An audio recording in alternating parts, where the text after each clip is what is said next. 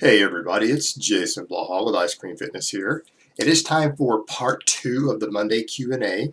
But hold on, let me give you guys a bicep shot first.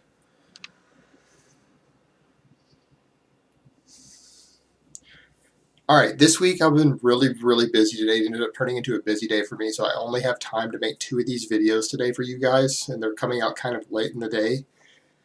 I chose not to do a gear talk this week because honestly I just didn't get enough really good gear talk questions for the Q&A.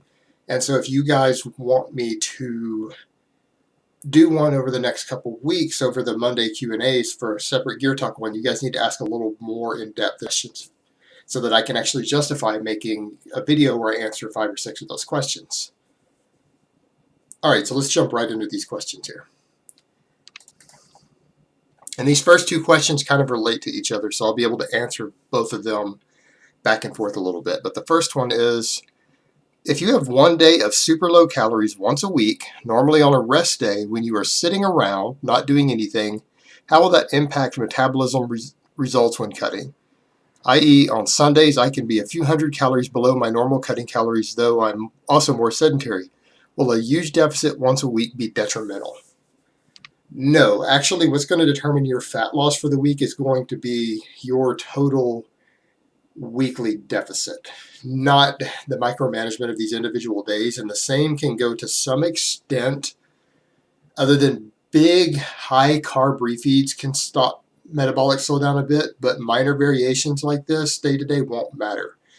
And in fact, you could take one day a week to where you just cut an extra 500 calories out on your cut, and it won't really make any difference in terms of your body composition, your metabolism, anything else, than if you would spread that same extra 500 calorie deficit over 5 other days. It just won't have any meaningful impact.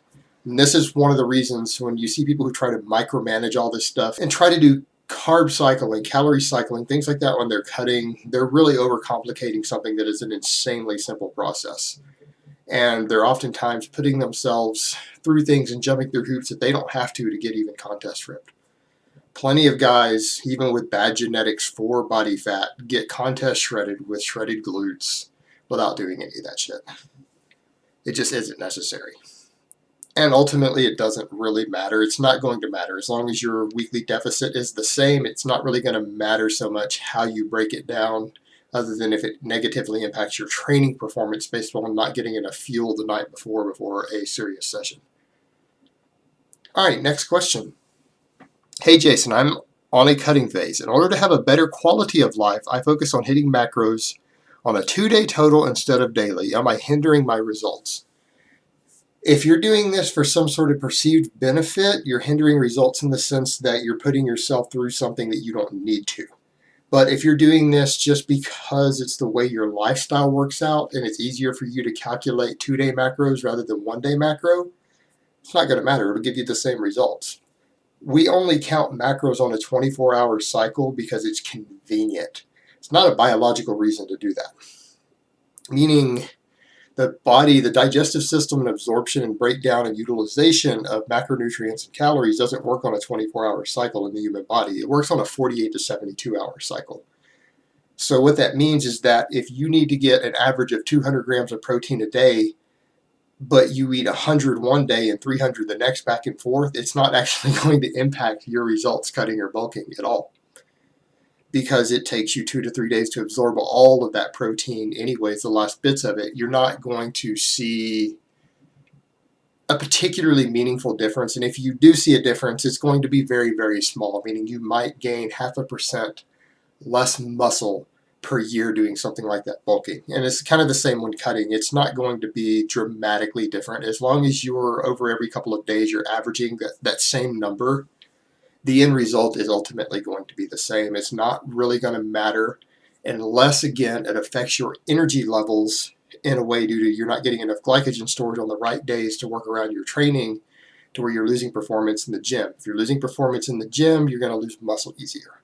So that's the only factor you need to look at. But as far as a direct fat burning or metabolic function, it's not going to matter how you stagger it that way. If you want to count your macros off a 2-day cycle instead of a 1-day, it's not really going to matter. It's fine. All right, next question. Cycling stimulants and creatine. I'm going to answer the creatine first. Creatine doesn't really use any sort of receptors in the body that upregulate, downregulate, that change sensitivity. And it's something the body uses all the time anyways, and you always have it in your diet. I've never seen any evidence, and there's no logical reason to say that you need to cycle creatine. There's no point to it. You can run creatine year round, and it should work just fine. It shouldn't stop working just because you've been on it for 6 months. So on that one, no. Now, stimulants, on the other hand, it's going to be the opposite answer. Now, if you're just drinking a lot of caffeine, that's probably fine because you're probably addicted and you're going to have negatives from coming off. But other stimulants, if you're using them as pre-workout stimulants or fat-burning stimulants, yes, you absolutely need to cycle off of them. And I would recommend for most things like that, and this is just a general recommendation. No, I don't have studies to back this for you. This is just observation and basic common sense in the way stimulants work in the body. I would say maybe a month on, a month off, back and forth is how I would cycle them, so that you let your adrenal glands rest, so that you let your receptors for these stimulants resensitize a bit. So a month on, a month off. And that's for over-the-counter stuff. Now, if you're using harder stuff like ephedrine or clenbuterol, any of these beta-2 agonists, I'm going to recommend 2 weeks on, 2 weeks off. Don't run them more than 2 weeks straight, because they do start downregulating receptors at 2 weeks quite a bit. And you will lose their stimulant benefit as far as training performance goes. All right, next question. Creatine HCl versus monohydrate. Explanation in which is superior. In all honesty, all of these extra creatines that people have made are nothing but supplement market hypes and gimmicks. Creatine monohydrate, just the basic cheap creatine monohydrate, is scientifically documented to work. There's plenty of independent data over decades now showing that it works, that it absorbs fine. You don't have to do anything special with it. You don't even need special timing. You could take your 5 grams before you work out. You can take it after you work out. Not going to make much difference. And you don't need a different form of it. You don't need sugar with it. It works fine just the way it is. It's the cheap monohydrate powder. So there's no reason to use anything else unless it happens to upset your stomach or something and another form doesn't. Then you might want to use another form. But if you don't have issues like that, there's no reason to use anything but the monohydrate. It is documented to work perfectly fine, and it gets the job done the way it is. It absorbs fine, the body utilizes it fine, it boosts performance, and it gives you all the benefits just as it is. All right, last question. Overdeveloped front delts. Should one stop barbell bench to dumbbell bench and more rear delt work more often to correct? Question is worded a little weird there, but I'm going to work with this. No, I would not change what you do for your front delts or your chest, because you still need to keep those muscles up and keep those muscles growing. If you have underdeveloped rear delts, what you need to do is put a heavier focus on the rear delts, and you need to increase the frequency at which you train them, and you need to find more efficient movements. Do a little research and some digging. Whatever you're doing for a lift probably isn't the best lift. You need to find something else. I personally like face pulls, particularly band face pulls for that. You could do those. You could add some rear delt flies. But if you got your rear delts are lagging, you need to make sure you're training them at least 3 times a week. And I would do at least 5 sets each session. So I would be looking at something like up to 15 total sets spaced out over 3 workouts. And that's what I would do personally if my rear delts were lagging. I wouldn't cut the other workout. You just need to add to that. And you also need to ask the question of, if your rear delts are lagging, there's a good chance your lats are lagging also, because most of the lifts that bring up your lats